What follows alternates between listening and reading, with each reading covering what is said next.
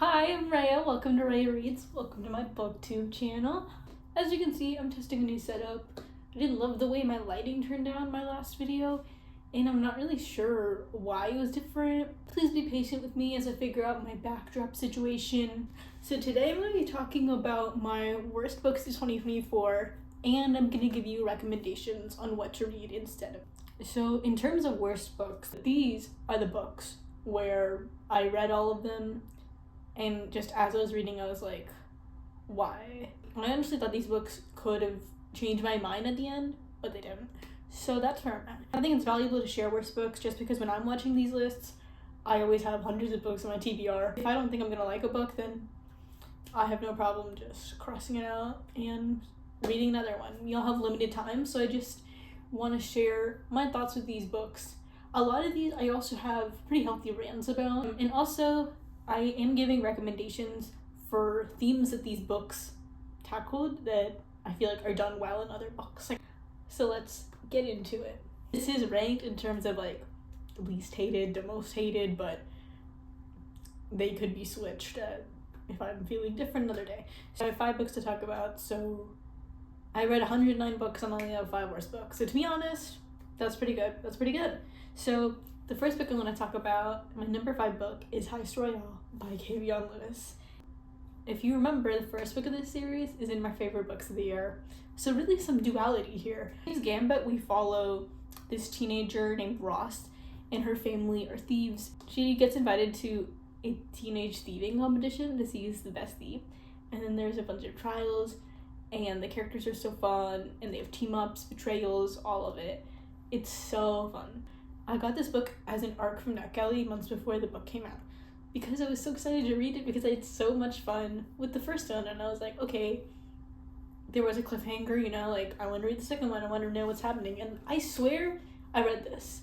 I could not tell you what it's about. The trials here have no stakes, and I didn't care about any of the characters. It felt like things were just happening for the sake of it, and there wasn't any connection. It just kind of felt like it was writing on the code I don't even know. It's not super popular that I know of. So I don't understand why she was in a rush to write this. Like, I honestly feel like this could have been a standalone or it could have been a trilogy. And it's weird for me to dislike a book and be like, oh, I wish we got a trilogy. But I just felt like the loose ends she was tackling in this book are ones I did not care about in the first place.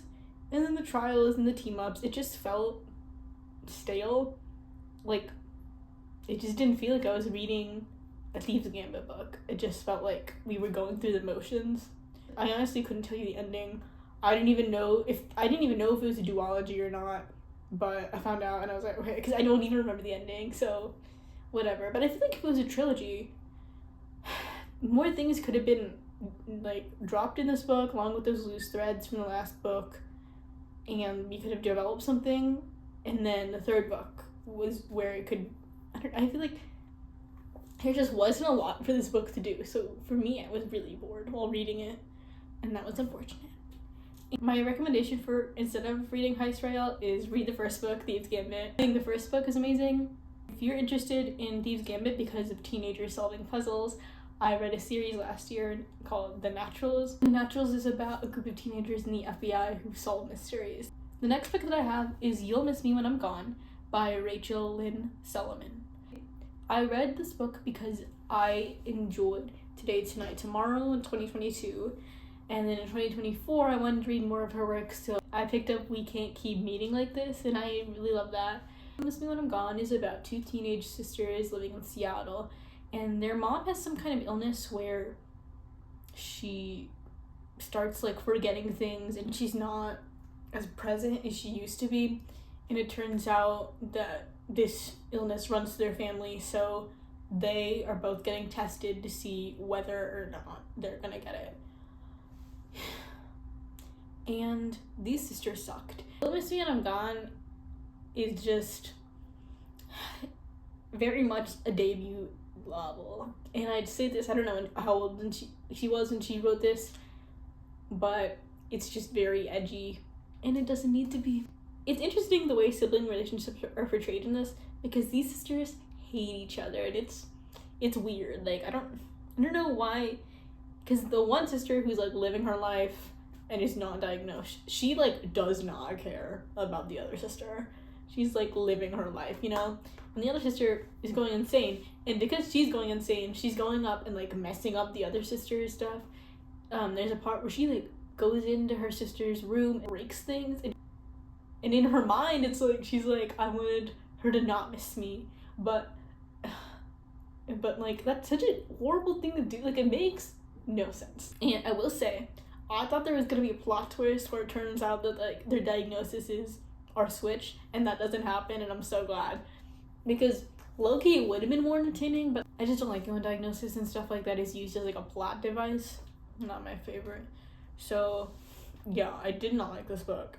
But my ranking of Rachel and Solomon books are We Can't Keep Meeting Like This, Today, Tonight, Tomorrow, See You Yesterday, Past, Present, Future, Are You Maybe, You'll Miss Me When I'm Gone.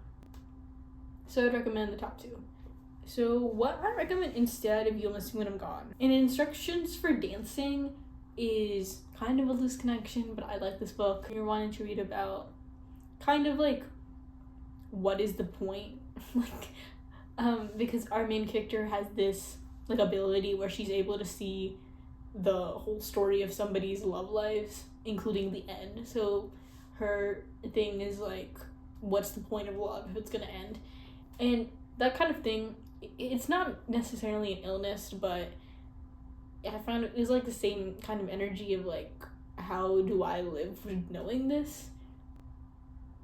And Instructions for Dancing is also a romance, so you got that going for it. Another kind of looser connection I have is Eliza and Her Monsters, and I don't love this book anymore, but every time I read it, I'm like transported back to my middle school self. She has social anxiety, which I'm not sure if it is an illness or not, but it's definitely something she deals with that limits her from pursuing her goals. And you could say the same thing about a diagnosis for illness. I don't know. I will say that's a loose connection, so I'm sorry if you want a book about illness. I honestly guess I should read more. The next worst book I read is Lessons in Chemistry by Bonnie Garmis. And I hate this book.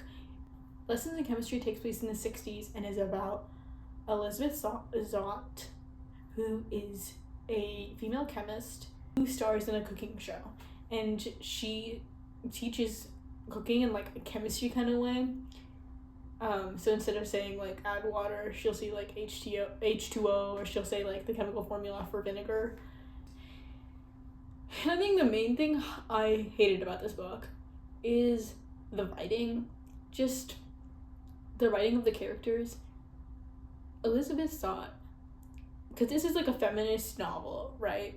And Elizabeth Zott is such an interesting character in the sense that she's not written well at all, because she contradicts herself every other page, because she's a chemist, but because she's a female chemist in the 60s, nobody really trusts her, and she's always infantilized, like when she's working and the men she's working with, which, by the way, I'm not necessarily saying this is a criticism, but this is like one of the feminist books where like all the men suck.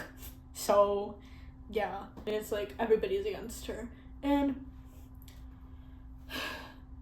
so she constantly gets infantilized. Like, people don't trust her, people don't know what she's doing, and she is constantly surprised by it. But also, she recognizes that this is a problem. In one chapter, she can be like, oh my god, you guys are firing me because I'm a woman. In the next chapter, she's like, you guys can fire me because I'm a woman? Is that right? Like, I don't even know how this is possible. I'm not saying you can't have duality or complexity as a woman.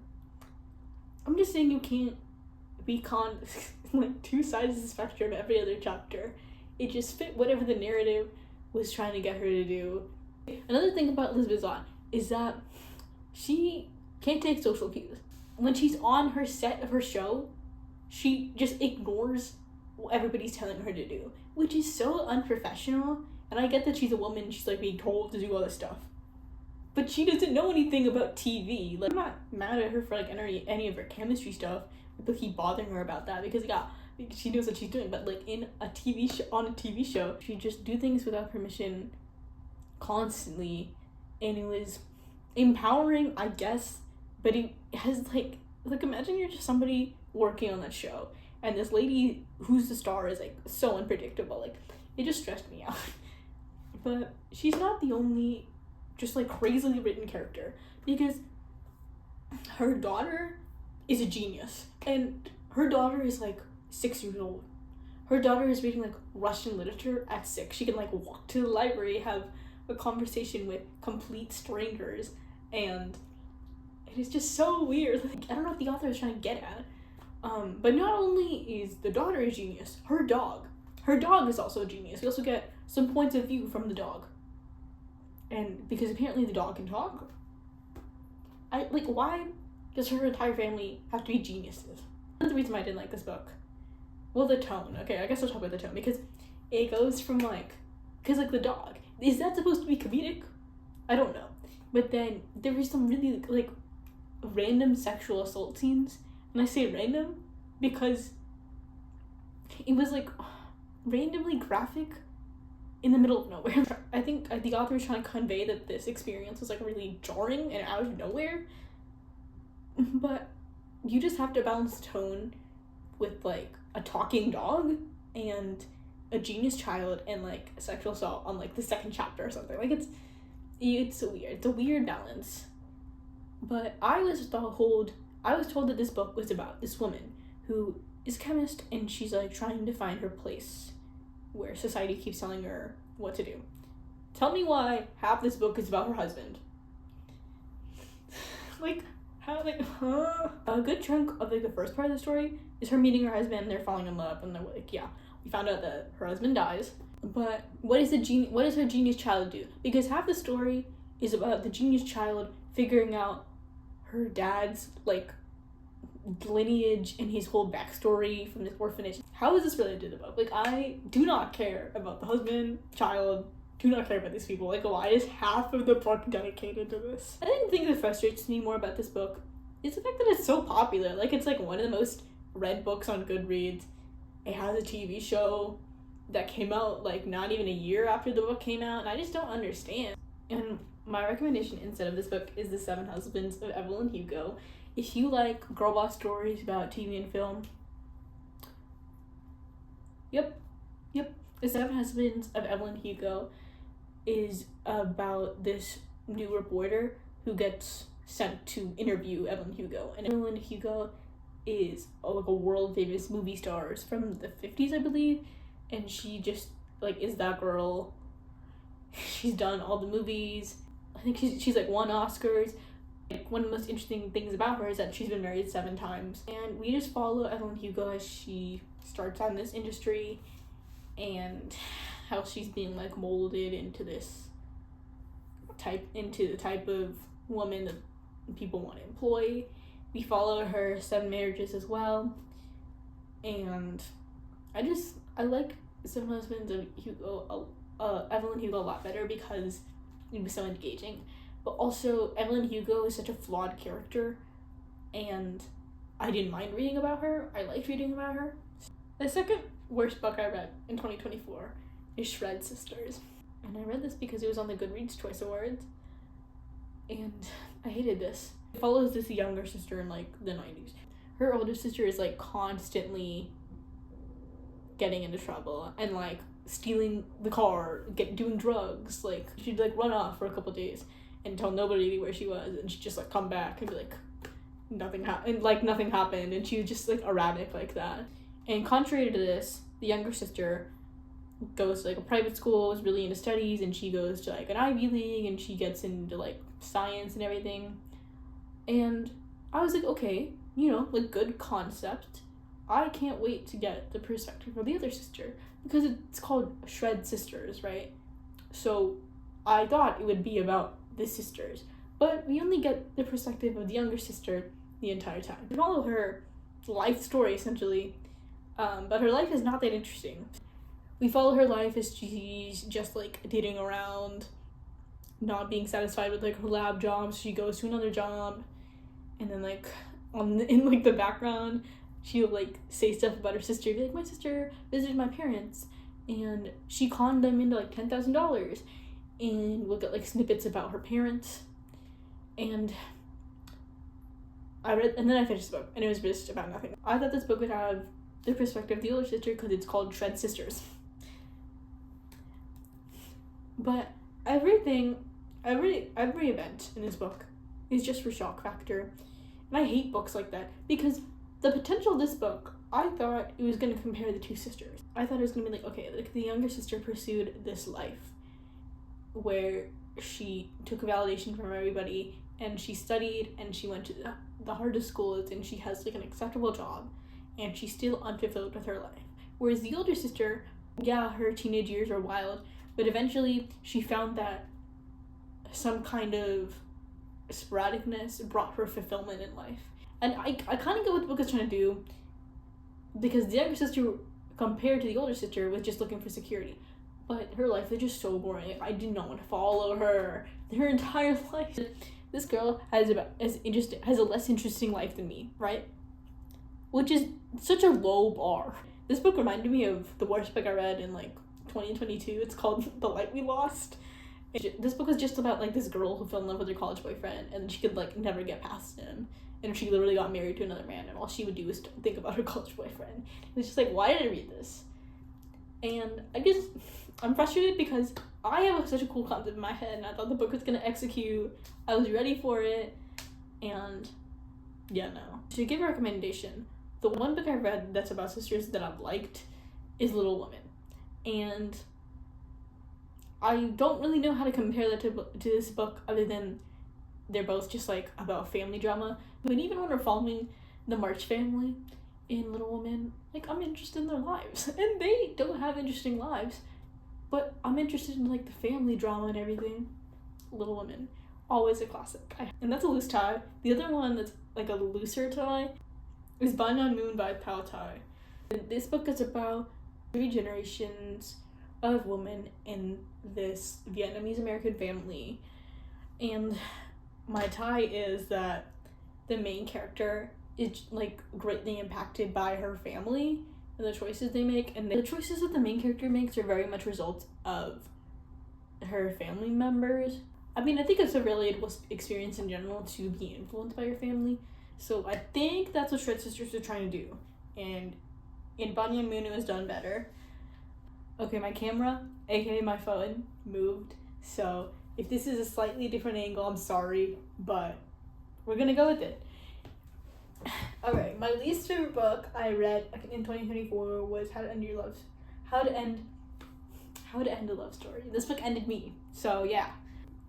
The rest of the books on this list had cool concepts, and I was interested in the potential.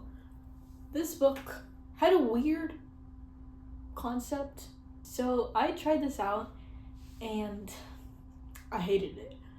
I think the main problem for me was the premise, but it's such a weird background for a romance novel. Like, it is kind of lit-ficky, but I swear the male love interest like had nothing going on. I could not tell you if he had a plot of his own. I think it was dual perspective. Okay, How to End a Love Story is about our 2 leads. How do our 2 leads know each other? It's because our main girl's sister killed herself by jumping into the main guy's car, and the main girl, her name is Helen, her family blames him because they don't want to admit that she was trying to kill herself, so they blame him for running or whatever. Her parents don't like him, so like they obviously have never really had a chance to interact, but there's bad tension between them, because like what do you do in that situation? Like, the guy was just there at the wrong time. I think his name is Grant was just there at the wrong time. Like, you can't do the guy. But anyway, they are in a forced proximity situation where her book is getting adapted into a TV show and he's a screenwriter. And instead of like warning her. He just kind of shows up and he's like so nonchalant about the situation, and it's so disrespectful. But I honestly feel like the scene is so out of character for him because he feels bad. Even though he didn't do anything, even though it's not his fault, he feels bad for her sister. But in this scene where she finds out he's gonna be a writer too, he's like, actually nothing happened, and it's so weird. He's like joking around, joking her. And that's such a weird setup. And there's a lot of forced proximity in this book, and they like each other. I could not tell you why. Could not give one reason why. And like genuinely, I don't know what they had in common. I don't know why they like each other. And I like skimmed the like last third of this book because I truly did not care what happened to them. So my recommendations instead of this: Youth the View by Jessica Joyce. I don't know if How to End a Love Story is enemies to lovers, because I guess they're enemies in the sense that they don't like each other. Youth the View is also kind of like that in the sense that like they just don't like each other. Like they went to high school together. They might have been rivals while they were there, but it's not like that big of a deal. They just used to know each other and they don't really like each other. The View is adult romance. We follow our main girl who finds a love letter from her grandma, but it's not from her grandpa, like it's from this other guy, and so she posts it on TikTok and she finds out who this guy is. And it turns out he's the grandpa of her high school rival or something. They knew each other in high school. So she, the love interest, and the grandpa all go to like this road trip to visit the places her grandma like talked about in the letter, because she wants to feel closer to her grandma because she just died. We got a lot of forced proximity here. Like there was so much tension, and I just wanted them to be together. Also, a book where the main characters don't really like each other is Book Lovers by Emily Henry. And I didn't love this book, but I think they did the trope better than this, and I really like all Emily Henry books. If they don't like each other, they're not like mean about it. It's like a setup, but it's not like throughout the story. Like they get past it pretty quick. So yeah, in Book Lovers we follow Charlie and Nora, I believe, and they're both in like the book world, and they had a run-in before and it was not good. Like they don't get along, but then they run into each other in this like small town that the main character and her sister are staying at, and you just go from there. It's like a riff off the trope where it's like a businesswoman goes to a small town and meets a guy there who will like show her to be less uptight. But in this book, he's also like from the city, and they're both like uptight, and she is not trying to change herself, and he's like So I really like in this book how they just like accept each other. It's kind of a low bar, but the world's rough out here, okay? So thank you guys so much for watching the video. Those were my worst books of 2024. What were your worst books? Please comment them down below. Please give me input on my setup. Any tips would be appreciated. Please like this video and subscribe to my channel for more.